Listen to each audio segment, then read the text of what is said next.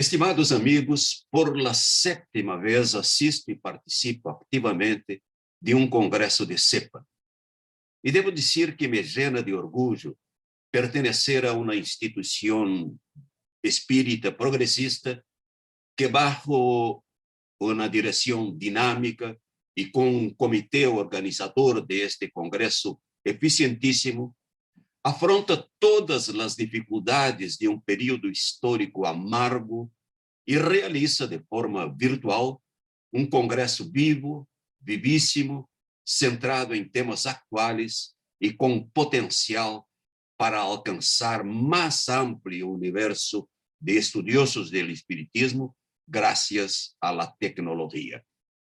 Sem dúvida, um tema sempre atual em todas as etapas históricas do espiritismo, desde sua origem, é a propriedade, sua natureza, suas funções.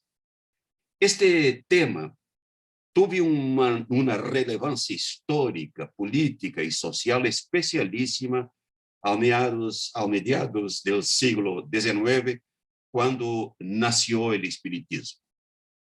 Três importantes correntes de pensamento tiveram relevância sobre o tema propriedade no século XIX. Primeiro, o liberalismo econômico, conquista da classe burguesa que surgiu com a Revolução Francesa do século XVIII, em contraposição a los privilegios de la nobleza feudal. Para sus partidários, la propiedade privada es conquista del esfuerzo de quienes producen con libertad. Tiene caráter de derecho humano fundamental, inviolable, como la vida, la igualdad, la liberdade. Segundo, el socialismo utópico, movimento de ideias inspiradas originariamente em la filosofia social de Jean-Jacques Rousseau, para quem todas as desigualdades sociais tinham como raiz a propriedade privada. Os chamados socialistas utópicos da primeira metade do século XIX proponiam grandes empreendimentos coletivos sustentados por los trabalhadores em régimen cooperativista. Sonhavam com uma sociedade ideal, justa, alcançável não por la luta de classe, e sim com a própria colaboração de las élites burguesas, buscando ideais de igualdade social e o cultivo da fraternidade e da justiça para todos. Alguns socialistas utópicos mantinham a ideia da propriedade privada com fins sociais, com direitos amplos aos trabalhadores, e outros defendiam solamente a propriedade coletiva em forma cooperativista de trabalhadores. E terceira corrente de pensamento do século XIX é o socialismo científico, planteado por el Manifesto Comunista de 1848, firmado por Marx e Engels, e que fazia uma crítica radical ao capitalismo e proponia a luta de classes, a luta do proletariado, de la qual resultaria a igualdade de classes, sem mais explotação do trabalhador por el capitalismo. Precisamente neste período de efervescências de ideias sociais surge o espiritismo.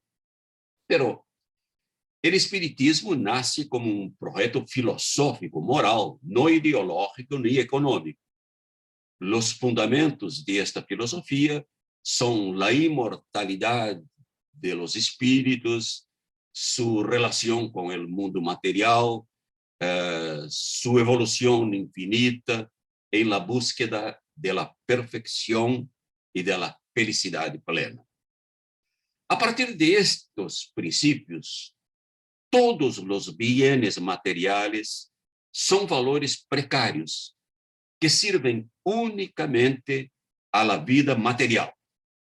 En el capítulo 16 del Evangelio según el Espiritismo, en una comunicación del Espíritu Pascal, se resume así la propuesta de los espíritus con relación a los bienes materiales.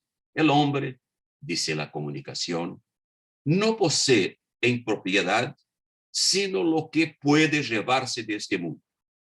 Lo que encuentra cuando llega y lo que deja cuando se va, lo goza mientras permanece en este mundo.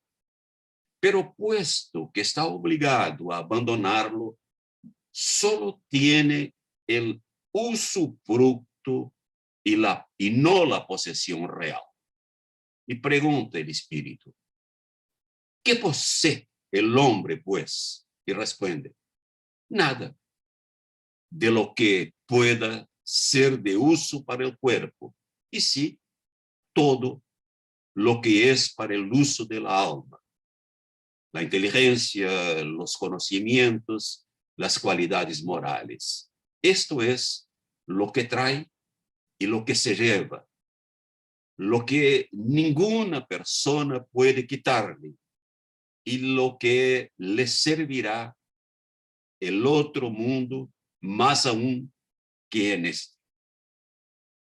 A partir de estas ideas, mientras tanto, el espiritismo no rechaza la propiedad privada como un mal absoluto, pero sí le confiere un carácter precario, transitorio y también, como se verá, una función social fundamental.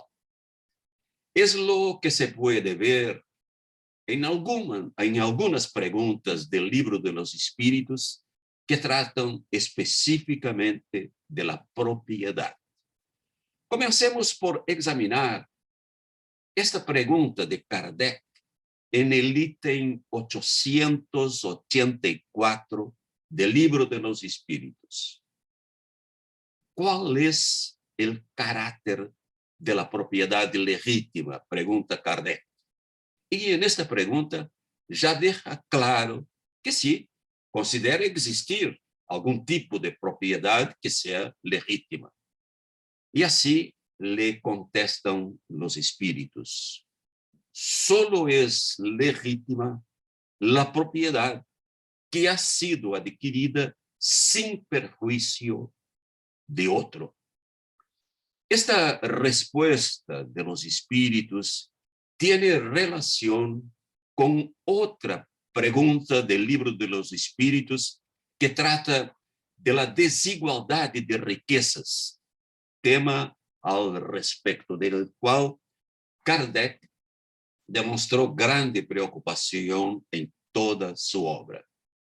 Así pregunta en el ítem 808 Kardec.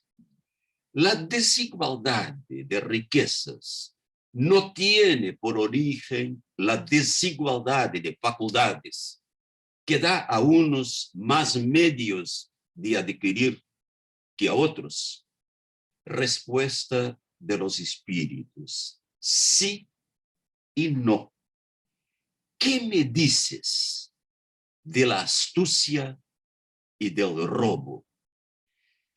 Esta mordaz observación de los espíritus entrevistados por Kardec sobre el origen a menudo vicioso de la propiedad legalmente considerada legítima, nos lleva a recordar la famosa y dura frase de un pensador socialista y anarquista contemporáneo de Kardec, Proudhon, quien dijo: toda la propiedad es un robo.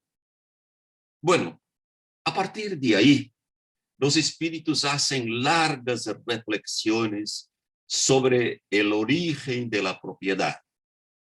recuerdan que muchas veces la propiedad resulta de la expoliación y de la injusticia. Y que este origen vicioso, aunque no pueda atribuirse a quien tenga recibido un bien inmueble por herencia, por ejemplo, siempre le impone una carga social.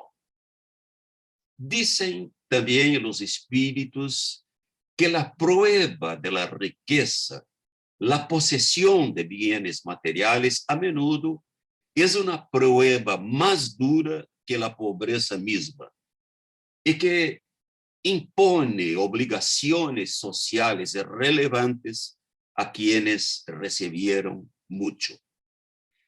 Esta relación entre espiritualidad y justicia social siempre estuvo presente en la filosofía espírita. Imposible en estos 15 minutos profundizar en estas cuestiones. Lo que sí podemos destacar es que, aunque la filosofía espírita no sea una propuesta política ni económica, el debate sobre la acumulación de bienes y la desigualdad social es un tema siempre, desde su origen, que ha preocupado el espiritismo. Kardec hizo amplias consideraciones sobre estos temas en el Libro de los Espíritus.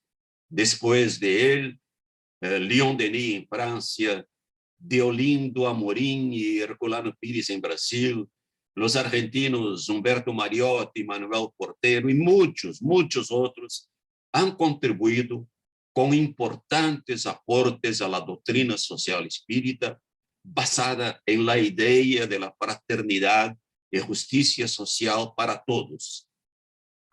La acumulación de bienes por unos pocos a expensas de muchos es un grave obstáculo para el progreso ético y moral de la humanidad. Entre todos los seres vivos, solo el hombre, por su orgullo y egoísmo, acumula bienes de que no necesitará.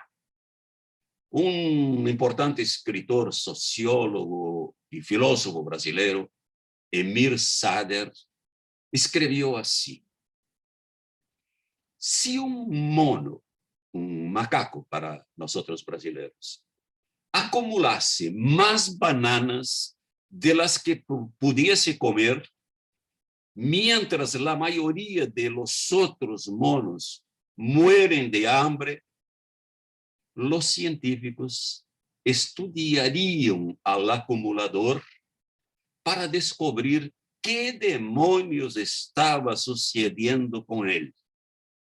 Pero, complementa el escritor, cuando los humanos hacen lo mismo, nosotros los colocamos en la portada de la revista Forbes. Bien, amigos, a esto llegamos llevados por el orgullo y el egoísmo, etapas resultantes del libre albedrío que nos distingue de lo irracional. Pero un día tendremos que superar estos vicios capitales, según Kardec, en nombre del humanismo espiritualista soñado por nosotros, espíritas libres pensadores. Muchas gracias.